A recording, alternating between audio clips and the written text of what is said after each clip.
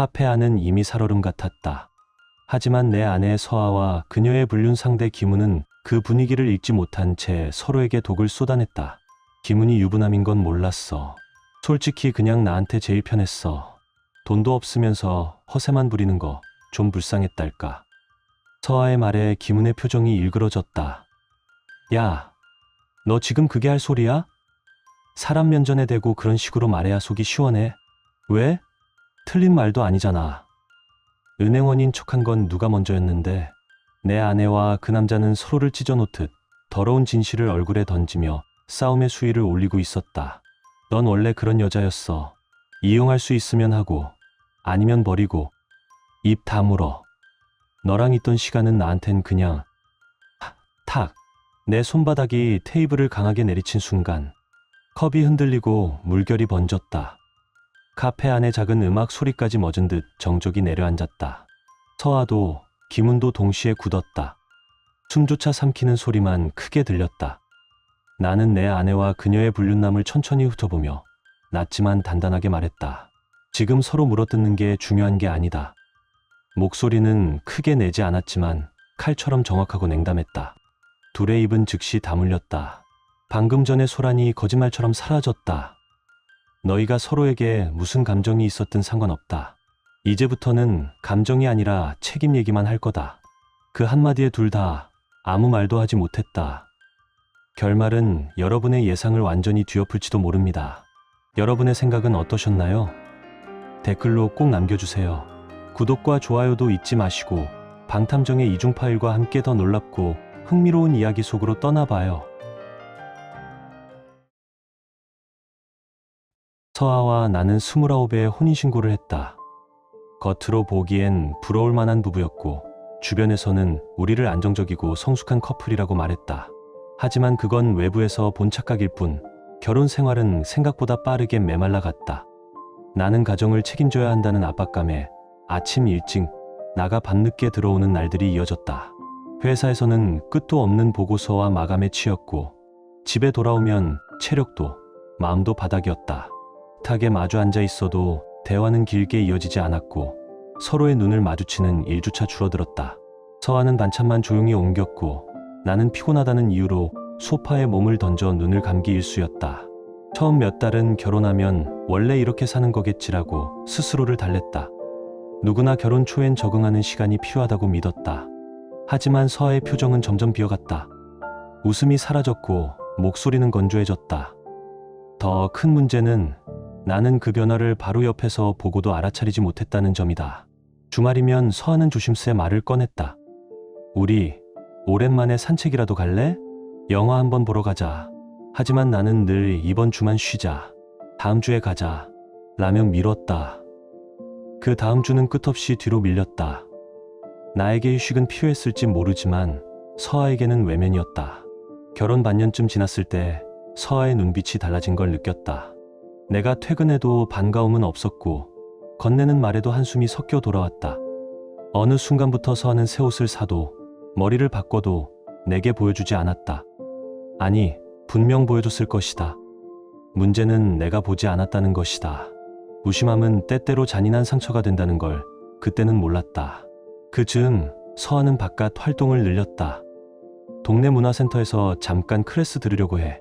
조금 답답해서 나는 그 말만 듣고 잘 됐네. 취미도 하나쯤 있으면 좋지라며 대수롭지 않게 넘겼다. 서아도 숨통이 트일 시간이 필요하다고 생각했다. 그런데 문화센터에 다녀온 날의 서아는 달랐다. 얼굴에 생기가 돌았고 거울 앞에서 옷매무새를 고치고 화장까지 다시 손봤다. 오랜만에 본 표정이었다. 내가 기분 좋아 보이네 라고 말을 건넸을 때 서아는 잠시 멈칫하다가 의미를 읽기 어려운 미소만 남겼다. 그 안에 숨겨진 설렘과 비밀을 나는 그제야 뒤늦게 알게 됐다. 나는 아내가 취미를 찾은 줄 알았다. 웃는 모습을 보니 오히려 안도했다. 가정은 웃음이 있어야 편안해진다고 믿었기 때문이다. 그러나 그 웃음 속에는 나와 공유되지 않은 누군가가 이미 자리 잡고 있었다. 시간이 지나서는 내게 말한 적이 있다. 문화센터에서 자신의 이야기를 끝까지 들어주고 공감해주고 칭찬해주는 남자를 만났다고. 그리고 그 남자가 건넨 한마디가 서아를 크게 흔들었다고 했다. 남편이 아내 같은 사람을 방치해두는 건 참 아깝네요. 배려와 관심이란 이름으로 포장된 말이었다. 그러나 그 한 줄의 말이 서아에게는 내가 주지 못한 무엇보다 강한 자극이었고 새로운 감정의 문을 열어버렸다. 서아는 처음에는 그저 기분 좋았다고 했다. 오랜만에 여성으로서 인정받는 느낌, 누군가에게 선택받는 설렘. 하지만 그 감정은 금세 합리화가 되었고 결국 선을 넘었다. 죄책감보다는 해방감이 더 컸다고 했다. 나와의 일상이 숨막힌다고 느꼈고 누군가 자신에게 다시 관심을 준다는 사실 자체가 중독이 되어버렸다고 했다. 그게 서아가 첫 발을 내디딘 순간이었다. 그리고 나는 그 무너짐의 신호조차 모른 채 바깥에서 돈만 벌어오면 남편 역할을 다했다고 믿고 있었다. 서아는 집 안에서는 흠잡을 데 없는 아내였다. 내가 퇴근하면 따뜻한 밥상이 차려져 있었고 주말이면 우리도 부부답게 지내자며 영화를 보러 가자고 손을 잡았다. 나는 그런 서아에게 고마움과 미안함만 느꼈다. 내가 가정을 위해 바쁘게 뛰니 서아는 묵묵히 내조하며 옆을 지켜준다고 믿었다. 하지만 그건 진심이 아니라 나를 안심시키기 위한 치밀한 계산이었다. 친구랑 점심 좀 먹고 올게. 조금 늦을 것 같아. 커피 한 잔만 하고 들어갈게. 이런 평범한 문장 뒤에는 늘 다른 남자가 있었다. 나는 의심조차 하지 않았다. 아니, 서아 눈에는 내가 모를 거라 확신할 만큼 순진해 보였던 모양이다. 서아는 집에서는 상냥한 아내 역할을 완벽히 해내며 밖에서는 자유를 누릴 수 있는 구조를 만들었다. 나를 철저히 이용한 것이다. 하지만 청담에서 만난 그 남자, 김우는 서아가 기대한 만큼 여유 있는 사람은 아니었다. 겉모습은 번듯했고 말투는 능숙했지만 실상은 빠듯한 생활을 이어가는 사람이었다. 그래도 서아는 그를 남편보다 쓸만한 카드라고 여겼다고 했다. 그때 이미 서아는 현실 감각을 잃고 있었다. 서아는 자신을 특별한 여자라고 믿었다. 그래서 여러 남자를 동시에 만나도 괜찮다고 합리화했다. 나 정도면 남자들한테 대접받는 게 당연한 거라고. 그렇게 스스로 포장하며 욕심과 대담함을 키워갔다. 하지만 그 대담함이 서아를 파국으로 끌고 가고 있었다. 서아는 자신이 밟고 있는 땅이 이미 무너지고 있다는 사실조차 몰랐다. 서아는 처음엔 조심스러웠다고 했다. 문자 기록을 매번 지우고 통화 내역도 삭제했다. 스마트폰은 손에서 놓지 않았고 내가 볼 틈조차 주지 않았다. 그러나 만나는 남자가 늘어나자 관리가 헐거워졌고 욕심은 감각을 흐리게 했다. 나는 그날 사람이 어디까지 추락할 수 있는지 처음 보았다. 그날도 서아는 김훈과 만나기로 한 날이었다. 평소보다 옷차림에 공을 들였고 거울 앞에서 화장을 고쳤다. 나중에 서아에게 들었다. 당신은 그때도 몰랐어. 내가 얼마나 들떠 있었는지. 그 말은 내 자존심을 꺾는 칼과도 같았다. 아내가 누구를 향해 설렜는지 모르고 지나친 내 어리석음, 그리고 그 설렘의 주인이 다른 남자였다는 사실. 저녁 무렵 서아는 역 근처에서 김훈이 모는 검은 차에 탔다. 목적지를 묻자 김훈은 의미심장한 웃음을 지으며 말했다. 밥 먹고 좋은데 알아놨어. 서아는 그 말에 숨은 의도를 모를 만큼 순진하지 않았다. 익숙함 때문에 죄책감조차 사라졌다는 게 더 치욕스러웠다. 차는 도심을 벗어나 어두운 골목으로 들어갔고 도착한 곳은 모텔이었다. 서아는 또 거기야 하며 투덜댔다지만 별다른 저항 없이 따라 들어갔다. 그 자연스러움이 나에겐 가장 잔인했다. 그리고 바로 그 순간 나도 움직이고 있었다. 며칠 전부터 나는 서아와 김훈의 동선을 추적했다. 혼자 의심하는 것으로는 부족했다. 증거가 필요했고 기록으로 남길 필요가 있었다. 재우와 함께 흥신소에서 받은 자료를 토대로 서아의 패턴을 정리했고 계획적으로 그날을 택했다. 서아가 가장 방심하는 요일, 가장 잦았던 외출 시간대, 그리고 김훈이 절대 부정할 수 없는 장소 모텔 앞. 솔직히 말하면 마지막 순간까지도 나는 이 모든 것이 착각이길 바랐다. 문이 열려 서아가 나오지 않기를, 김훈이 다른 남자이길 바라는 바보 같은 희망을 품고 있었다. 하지만 문이 열리고 두 사람이 나란히 걸어 나오는 걸 보는 순간 그 미련은 완전히 부서졌다. 서아와 김훈이 모텔에서 나왔을 때 나는 재우와 함께 천천히 다가갔다. 서아는 순간 나를 알아보고 굳어섰다. 가방끈을 움켜쥔 손이 떨렸고 얼굴은 잿빛처럼 변했다. 김훈은 상황을 이해하지 못한 채 왜 그래? 라며 서아만 바라봤다. 나는 김훈 앞에 서서 조용히 또렷하게 말했다. 너 내 아내 만나고 있지? 김훈은 눈을 크게 뜨며 얼어붙었고 몸을 돌려 달아나려 했다. 하지만 재우가 한 발 앞서 길을 막았다. 어디가? 얘기 정도는 듣고 가야지. 김우는 결국 고개를 떨궜다. 알겠습니다. 서아가 무언가를 말하려 했다. 변명인지 눈물인지 사과인지. 하지만 그 어떤 말도 듣고 싶지 않았다. 나는 짧게 말했다. 자리 옮겨. 할 얘기 많으니까. 그날 밤 나는 아내의 이중생활이 쌓아온 모든 거짓과 민낯을 보고선 더 이상 외면할 수 없게 됐다. 겉으로는 헌신적인 아내, 안으로는 남자와 자극을 탐하던 삶. 그리고 그 모든 환상이 무너져 내리는 순간을 내 두 눈으로 목격했다. 서아와 김은을 데리고 잠실 근처의 조용한 카페로 들어갔다. 늦은 밤 유리창에 비친 우리 셋의 모습은 이상하리만큼 어울리지 않았다. 남편, 아내, 그리고 아내의 상간남. 이 기괴한 조합이 한 테이블에 앉아 있다는 사실 자체가 숨막혔다. 서아는 고개를 깊게 숙인 채 손가락을 꽉꽉 찢기고 있었고, 김우는 손에 쥔 휴대폰을 만지작거리며 안절부절 못했다. 카페 안의 잔잔한 음악조차 이 상황에서는 소음처럼 느껴질 만큼 공기는 무겁고 차가웠다. 잠시 침묵이 흘렀고 결국 김문이 먼저 입을 열었다.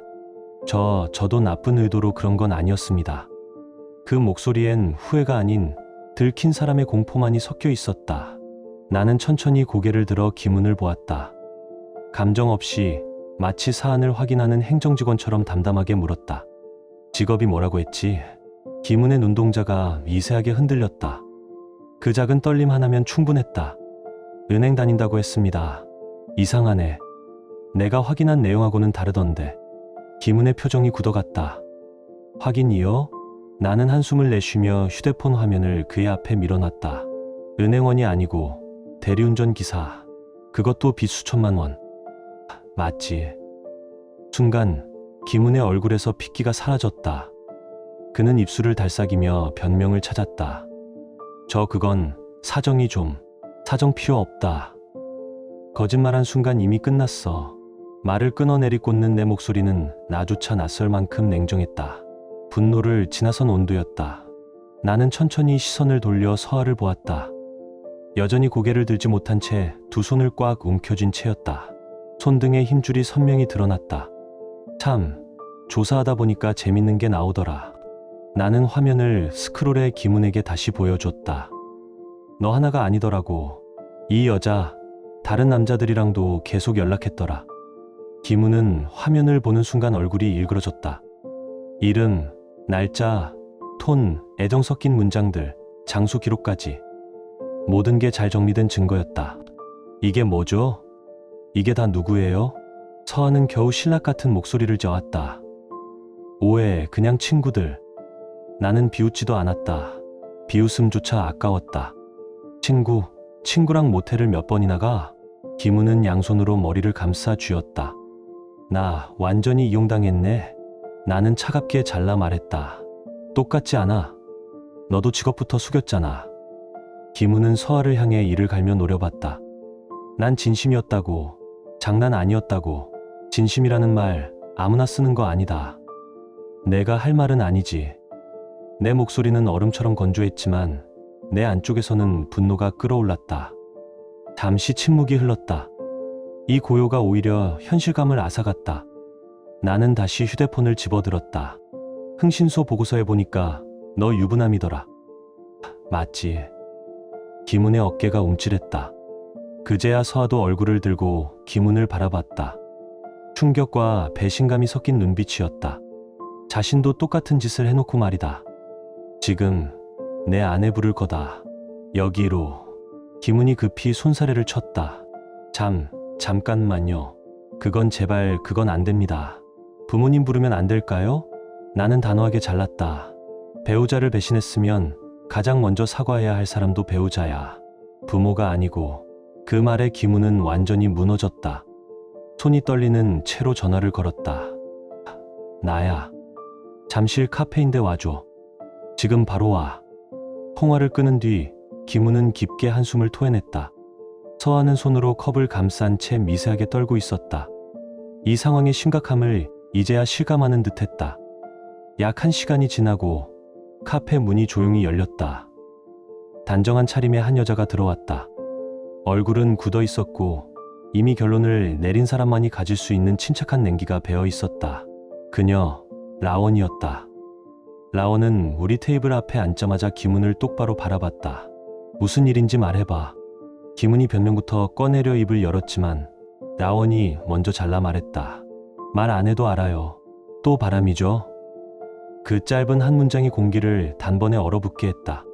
라원은 담담하게 그러나 단호하게 말을 이어갔다. 이 사람 이번이 세 번째예요. 첫 번째는 직장 동료, 두 번째는 SNS에서 만난 여자, 그리고 이번 더 이상은 못 참아요. 오늘부로 끝낼게요. 이혼할 겁니다. 김훈은 고개를 깊게 숙인 채 아무 말도 하지 못했다. 발목이 잡힌 게 아니라 끝났다는 걸 스스로 인정한 얼굴이었다.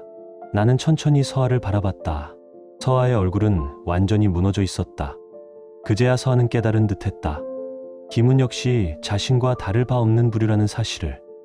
라원이 돌아가자 테이블 위엔 다시 무거운 정적이 내려앉았다. 방금 전까지의 팽팽한 긴장감이 사라졌는데도 공기는 더 탁했고 숨이 더 막혔다. 김훈이 떨리는 목소리로 중얼거렸다.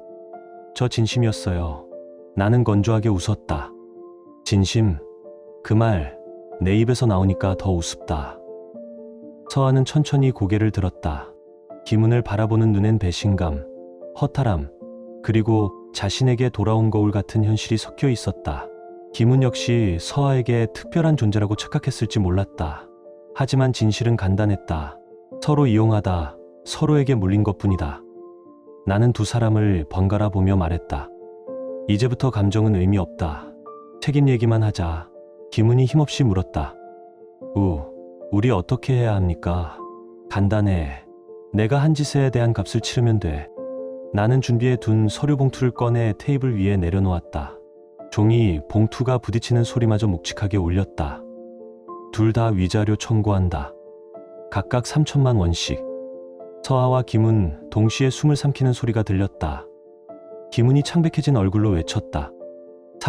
3천이요? 형님, 그건 너무. 재우가 코웃음을 치며 끼어들었다. 너무한 건 내 짓거리였고 이 정도면 싸게 준 거야. 김훈은 거의 울먹이며 나에게 매달렸다. 저 진짜 형편 어려워요. 조금만 줄여주시면. 줄여달라? 나는 천천히 손을 들었고 눌러오던 감정이 올라오는 걸 느꼈다. 탁! 손바닥이 테이블 위를 강하게 쳤다. 컵이 흔들리며 물결이 번졌다. 카페 안의 시선들이 단번에 이쪽으로 향했다. 그만. 내 목소리는 낮았지만 단단했다. 여기서 동정받아봤자 소용없어. 내 사정은 중요하지 않아. 법대로 간다. 김훈은 고개를 숙인 채 어깨를 떨었다. 나는 천천히 시선을 서아에게로 옮겼다. 서아, 이제 너 차례야. 김훈 말고 또 있지? 서아는 입술을 깨물며 고개를 들었다. 솔직히 말하면 깎아줄 거야? 나는 짧게 숨을 내쉬었다. 진실이면 고려는 해보지. 거짓이면 끝이다. 잠시의 침묵 끝에 서아가 결국 무너지듯 입을 열었다. 김훈 말고 한 명 더 있었어. 23 대학생. 미안. 단어 하나하나가 바닥에 떨어지는 돌멩이 같았다. 김훈이 벌떡 고개를 들더니 서아를 향해 노려봤다. 뭐라고? 나 말고 또 있었어? 서아는 숨을 몰아쉬며 말을 이었다. 김훈이 유부남인 건 몰랐어. 솔직히 그냥 나한테 제일 편했어. 돈도 없으면서 비싼 데 가려는 거 좀 불쌍했달까. 그 말은 인정이 아니라 상대를 깎아내리는 변명에 가까웠다. 김훈이 주먹을 꽉 쥐고 이를 갈았다. 야, 사람 면전에 대고 그렇게 말해야 속이 시원해? 왜? 틀린 말은 아니잖아. 은행원인 척한 건 누가 먼저야? 재우가 피식 웃으며 고개를 저었다. 둘 다 수준 보인다. 천생연분이네. 두 사람의 말싸움이 이어졌다. 서로를 향해 상처 주는 말만 던졌다. 희한하게도 그 모습을 보는 내 마음은 더 이상 흔들리지 않았다. 이미 바닥까지 드러난 사람들끼리 진흙탕에서 구르며 서로 탓하는 모습일 뿐이었다. 나는 잠시 그 광경을 지켜보다가 깊게 숨을 내쉬었다. 그리고 단호하게 잘랐다. 좋다. 인정까지 했으니까 이제 남은 건 절차뿐이다. 나는 천천히 자리에서 일어섰다. 감정 싸움은 여기서 끝이다. 이제부터는 법으로 간다.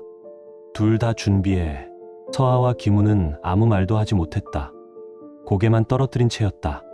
그 순간 내 안에서 치솟던 감정은 분노가 아니었다.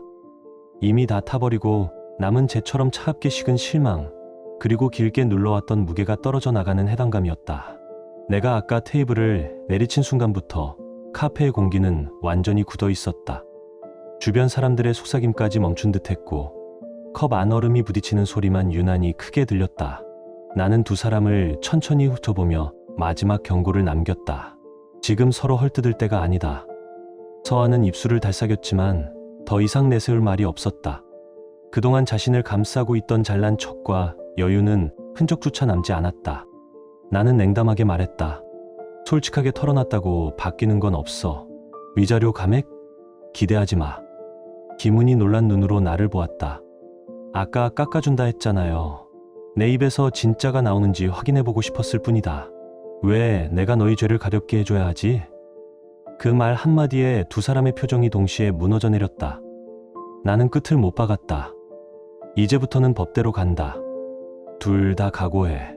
그리고 또렷하게 단단하게 말했다. 내 눈앞에 다시 나타나지 마라. 카페 문을 나서는 순간 차가운 밤 공기가 얼굴에 스쳤다. 분노는 이미 사라져 있었다. 남아있는 건 싸늘한 실망, 그리고 끝을 확인한 뒤 찾아온 자유였다.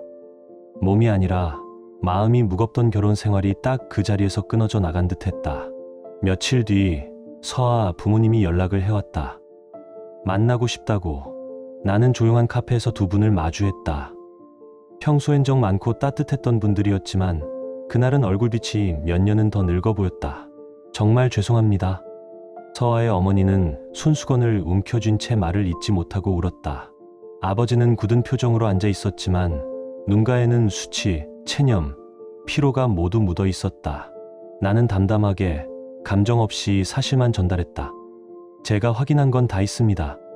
증거도 확보해놨습니다. 저는 절차대로 진행할 겁니다. 두 분은 한참 동안 고개를 숙이고 있었다. 오랜 침묵 뒤 아버지가 낮게 말했다. 위자료는 우리가 먼저 정리하겠습니다. 서아는 자기 잘못 평생 갚아야 할 겁니다. 그 말에는 딸을 향한 분노, 부모로서의 부끄러움, 그리고 포기의 감정이 모두 섞여 있었다. 그 말엔 체념, 분노, 부끄러움이 모두 섞여 있었다. 나는 그저 고개를 끄덕였다. 이제 와서 그분들을 탓할 이유는 없었다. 딸의 선택이었고 그대가는 딸과 그 가족이 함께 감당해야 할 몫이었다. 얼마 지나지 않아 들은 소식으로는 서아는 친정집에 머물고 있다고 했다. 방에서 거의 나오지 않고 가족들과도 말을 섞지 않는다 했다. 그 모습을 상상하니 씁쓸함과 허무함이 동시에 밀려왔다. 한때 명절이면 활짝 웃으며 반겨주던 집이었다. 따뜻한 밥상과 가족 사진들이 걸려있던 그 집에서 서아가 문 하나 사이로 고립되어 있다니. 스스로 선택한 길 끝이었지만 그 처참함은 생각보다 빨랐고 깊었다. 나는 조용히 이삿짐을 정리해 집을 나왔다. 함께 웃고 울던 공간이었지만 이제는 벽조차 차갑게 느껴졌다. 서아가 좋아하던 커튼, 우리가 함께 골랐던 식탁, 주방에 걸려있던 앞치마, 모든 게 익숙했지만 더 이상 내 삶과는 아무 상관없는 흔적들이었다. 마지막으로 현관등을 끄고 텅 빈 거실을 천천히 둘러봤다. 그리고 문을 닫기 전 아주 짧게 중얼거렸다. 여기까지다. 문이 닫히는 소리와 함께 내 안의 긴 결혼 생활도 조용히 끝났다. 그제야 깨달았다. 이제는 나를 위한 삶을 살아도 된다는 걸. 이혼은 예상보다 빨리 정리됐다. 변명할 여지도 붙잡을 명분도 없었다. 판결문이 나온 날 서아는 법원 로비에서 한동안 멍하니 서 있었다고 들었다. 돌아갈 곳은 내가 있던 집이 아니라 친정뿐이었다. 그곳에서도 따뜻한 시선은 없었다. 부모의 체면까지 구긴 딸을 감싸줄 여유가 남아있지 않았다. 서아는 처음에는 스스로를 추스르려 했다고 한다. 하지만 현실은 냉정했다. 결혼 기간 내내 경력 단절이었던 서아는 변변한 일자리를 구하기 어려웠다. 면접마다 결혼 여부와 이혼 사유가 문제로 드러났고 소문은 생각보다 빠르게 돌았다. 사무보조 일자리 몇 곳에 지원했지만 연락은 없었다. 결국 근처 카페에서 아르바이트를 시작했지만 오래 버티지 못했다. 손님들 뒷말과 수근거림을 견디지 못해 눈물을 흘리다가 스스로 그만뒀다고 했다. 친정에서도 방에 틀어박혀 지내는 시간이 길어졌다. 식탁에 앉아 함께 밥을 먹는 일도 거의 사라졌고 가끔 거실에서 TV 소리만 희미하게 새어나왔다. 서아의 어머니는 시장에서 따님 그 일 정말 사실이에요? 라는 질문을 수차례 받았다고 했다. 고개를 숙이고 지나가야 하는 일이 반복되며 서아의 가족까지 고통을 겪고 있었다. 김은의 추락은 더 가팔랐다. 라원과의 이혼이 성립되자 김은은 집과 재산 대부분을 내주고 사실상 빈손으로 나왔다. 재발한 외도였기에 그에게 유리할 것이 없었다. 직장 역시 오래 버티지 못했다. 고객들이 알아보기 시작했고 상사들 시선도 달라졌다. 결국 팀에서 밀려났고 얼마 지나지 않아 퇴사 통보를 받았다. 김우는 다시 대리운전과 각종 아르바이트를 전전했다. 밤마다 술에 취해 전화를 걸어오는 일이 잦아졌고 지인들마저 하나둘 연락을 끊었다. 남은 건 빚, 외면하는 사람들, 그리고 후회뿐이었다. 서아에게 연락해본 적도 있다 들었다. 하지만 돌아온 건 아무 말 없이 끊기는 차가운 통화뿐이었다. 그제야 두 사람은 깨달은 것이다. 서로가 기대고 의지했던 건 사랑이 아니라 욕망과 착각이 만든 허상이었음을. 달콤했던 시간은 사라지고 남은 건 흔한 위로 한마디 건네줄 사람도 없는 현실뿐이었다. 시간이 지날수록 서아의 상황은 더 나빠졌다. 위자료 일부는 부모가 먼저 정리했지만 남은 몫은 고스란히 서아에게 떨어졌다. 알바비로는 턱없이 부족했다. 생활비, 교통비, 대출, 이자까지 겹치니 수입은 바닥을 메우기에도 모자랐다. 결국 서아는 단기 계약직 콜센터에 취직했다. 하루 종일 쏟아지는 항해 전화와 욕설 사이에서 죄책감과 피로, 모멸감이 한꺼번에 목을 조여왔다고 했다. 퇴근 후 집으로 돌아오는 길에는 눈물을 참지 못한 날도 많았다 했다. 서아는 한때 가까웠던 친구들에게도 연락을 해봤다고 한다. 하지만 이미 번호를 바꾼 이들이 많았고 답장이 온다 해도 말투엔 거리감이 묻어 있었다. 결혼 후 스스로 먼저 선을 그었던 사람들, 그리고 지금은 서아의 추락을 안주거리로 소비하는 사람들 뿐이었다. 뒤늦게 깨달은 건 단 하나였다. 사람은 자기가 빼낸 자리에 다시 돌아갈 수 없다는 것. 김은의 상황도 달라질 것이 없었다. 라원에게 지급해야 할 위자료와 생활비는 김은에게 큰 짐이 됐다. 청담에서 허세를 부리며 살아가던 그는 결국 고향으로 내려가 다시 운전 일을 하며 버티고 있다는 소식이 들려왔다. 지인에게 술잔을 붙들고 그땐 왜 그렇게 살았나라며 울부짖은 적도 있다 했다. 그러나 후에는 책임을 덜어주지 않았다. 그들의 소식을 들을 때마다 내 마음은 묘하게 조용했다. 누군가는 내게 말했다. 그래도 좀 안 됐다. 불쌍하네. 하지만 내 대답은 늘 같았다. 불쌍한 건 그들이 아니라 그들이 버린 믿음이다. 내가 잃었던 건 시간과 마음, 그리고 믿음이었다. 그 대가를 돈으로 환산할 수 있을까? 아니었다. 하지만 최소한 법적 책임만큼은 반드시 져야 했다. 내가 법을 택한 이유는 복수가 아니었다. 정리였다. 감정이 아닌 절차로 선을 긋고 싶었다. 그래야 나 또한 다음으로 나아갈 수 있었기 때문이다. 모든 서류가 마무리되고 나니 이상할 정도로 감정의 파도가 잦아들었다. 분노도, 분함도, 미련도 없었다. 그냥 끝이었다. 서아에게도, 김은에게도, 그리고 그 시절의 나에게도. 집을 정리하고 나온 뒤 나는 작은 원룸에서 혼자 지내기 시작했다. 처음엔 정막이 어색했다. 퇴근 후 불 꺼진 방에 들어서면 공기가 텅 비어 있었고 그 공허함이 나를 삼킬 것 같았다. 그러나 며칠 지나자 그 정막이 낯설지 않았다. 아니, 오히려 편안했다. 누군가의 눈치를 볼 필요도, 불필요한 대화를 이어갈 이유도 없었다. 조심스레 숨을 고르며 버티던 시간 대신 있는 그대로 숨 쉬어도 되는 공간이 생긴 것이다. 나는 다시 나를 돌보기 시작했다. 헬스장 등록부터 했다. 억지로 몸을 끌고 가던 운동이 아니라 스스로 원해서 나간 운동이었다. 회사 일에도 집중했다. 야근도 누가 시켜서가 아니라 나 스스로 내 능력을 더 끌어올리고 싶어서 했다. 주말이면 책을 읽거나 혼자 산책하며 마음을 정리했다. 어느 날은 바다가 보고 싶어 무작정 떠나기도 했다. 오랜만에 마주한 바다는 생각보다 조용했고 그 바다 앞에서 나는 나지막이 중얼거렸다.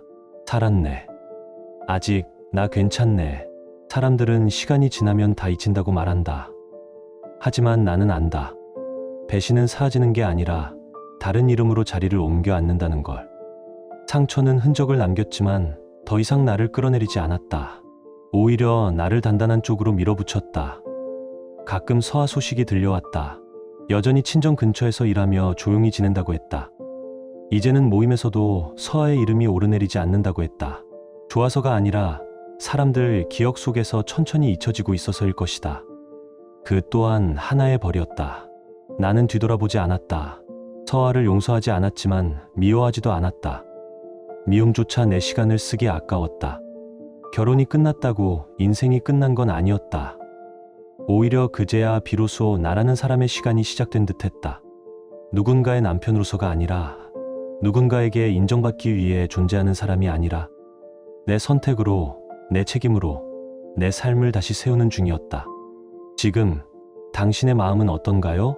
이야기를 읽으며 떠오른 감정이나 생각이 있다면 댓글로 나눠주세요. 당신의 진심 어린 한마디가 누군가에겐 큰 위로가 될 수 있습니다. 이 짧은 이야기 속에 작은 온기나 잊고 지낸 감정 하나라도 담겨 있었다면 그것만으로 이 이야기는 충분히 의미 있는 시간이었을 거예요. 좋아요와 구독 그리고 공유는 이런 따뜻한 이야기가 더 많은 사람의 하루에 조용히 스며들 수 있는 힘이 됩니다. 함께 해주셔서 고맙습니다. 당신의 하루에도 조용한 평안과 따뜻한 사람이 함께하길 진심으로 바랍니다.